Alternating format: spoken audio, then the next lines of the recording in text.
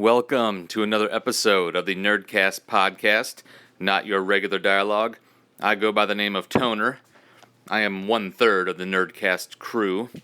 My podcasting partners Jay and Matt couldn't be here today, but that's all right. I should be able to hold this episode down on my own. Or, well, I guess we'll find out in a minute. What happened?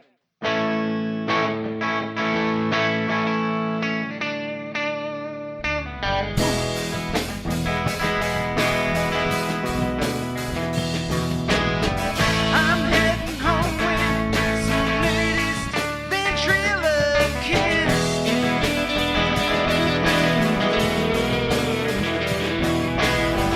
We met him somewhere, hitching off Route 66.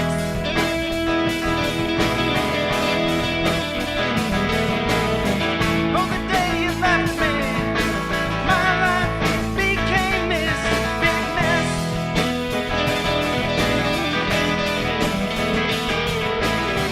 Now I'm hitching home with some latest ventriloquist.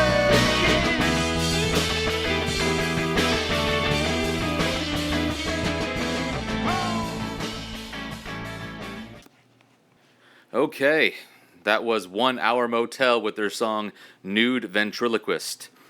Now I'm going to sound biased because I know one of the guys in that band, but Nude Ventriloquist is one of the coolest song titles I've ever heard. Just saying. So, let's talk Captain America for a minute. My wife's stepson and I watched Captain America, the Winter Soldier, last night, actually. It was on Stars. It's a great movie. So we're like, hey, why the hell not? Let's just watch it. So it got me thinking. This is the, third movie that we've seen Scarlett Johansson's character, Black Widow. And that character is badass. And Scarlett Johansson does a great job with that character. And I know there was something online a few weeks ago. I don't know if it was discovered in like a leaked email or just some studio executive not knowing what the hell he was talking about. I guess the question was posed, how come we don't have any more, or there haven't been any female featured superhero movies, as of late. And apparently they were referencing movies that were total crap, that just bombed. I think they referenced Supergirl from, 1984, Halle Berry's Catwoman, which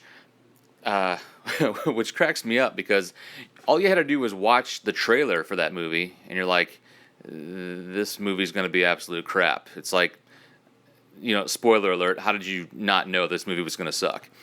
Then there was, they referenced Elektra, which I had no desire to see that, because even after seeing Daredevil, which wasn't the worst comic book, adaptation ever.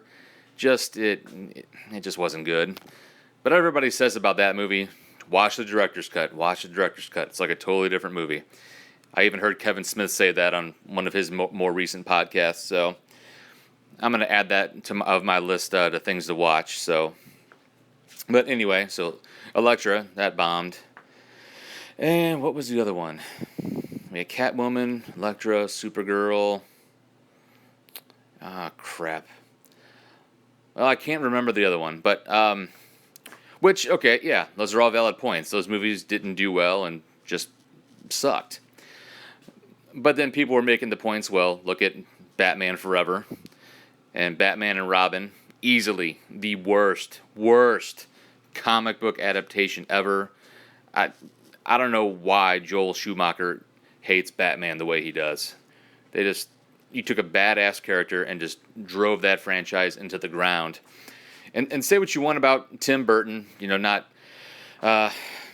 being very savvy in the comic book world, kind of like making his own movie, doing his own vision or interpretation of Batman. But Batman and Batman Returns I liked them a lot. They're both good. I own both, actually. And, I watch them from time to time. Great films. But Schumacher just screwed that franchise. Again, not a newsflash, just, reiterating things people already know. But Okay, so that sucked. Both those movies sucked. Forever and Batman and Robin. Then you got Green Lantern with Ryan Reynolds. Oh my God, what a disappointment. I actually paid money to see that in the theater, and that was total crap. Seeing movies like that give me hope that I could be a studio executive one day, because I'm like, hey, look, here's a total piece of crap, and I'm going to make millions off of it. What else we got? Ghost Rider, Spirit of Vengeance. That's even worse than Green Lantern. Holy crap. Now, granted, I don't know a whole lot about Johnny Blaze or the Ghost Rider mythos and origin, all that. But the first movie, I didn't mind. Now, my other buddies out there who are more comic book savvy, like I know Matt and Jay, I don't think they like that one at all. I didn't mind the first one. And so I gave the second one, a shot. Again, paid money to see it in the theater. Crap. Not one cool thing happened in that movie at all. So I'm trying to erase that from my memory. What other one do I want to reference? Of course, well, Daredevil gets hit a lot, which I can kind of see why. What else? I'm trying to think if I had one more on the brain. Well, that's it for now. But you see my point. There have been many bombs where it's been a male superhero, male Hollywood leads, and you've had a handful of female superheroes, and because they didn't do well, like we're just not going to do it again. So I don't understand that logic. Luckily, we're finally going to get Wonder Woman in theaters. She's going to make her debut in March of 2016, alongside Batman and Superman in Batman v Superman: Dawn of Justice. I know they've been trying to get Wonder Woman on the big screen for, the better part of a decade or more. And it just keeps falling through. Always different writers or producers. And always everybody wanting to go their own way. And, the same old Hollywood BS. So I'm glad we're going to get Wonder Woman on the big screen now. And I think, I have to look it up, but I think it's 2017 is when she gets her solo movie. It's somewhere in there. So I'm all on board for that. I'm glad we're going to get that. So, but anyway, back to my point regarding Black Widow and Scarlett Johansson. We saw her, first in Iron Man 2. Then they bring her back for the first Avengers movie. Then we got the Winter Soldier. And then, of course, Avengers Age of Ultron. But watching her in Winter Soldier last night, that character is badass. And she could easily get her own, standalone film. And now, granted, of course, I'm sure we have a lot of the other guys, featured in the movie in some way, shape, or form. Nick Fury, Hawkeye, or even Maria Hill. Captain America make an appearance, something like that. But that character is strong enough to carry a movie, on her own. And of course, I think Scarlett Johansson has the star power to do that also. But female superhero, blah blah blah.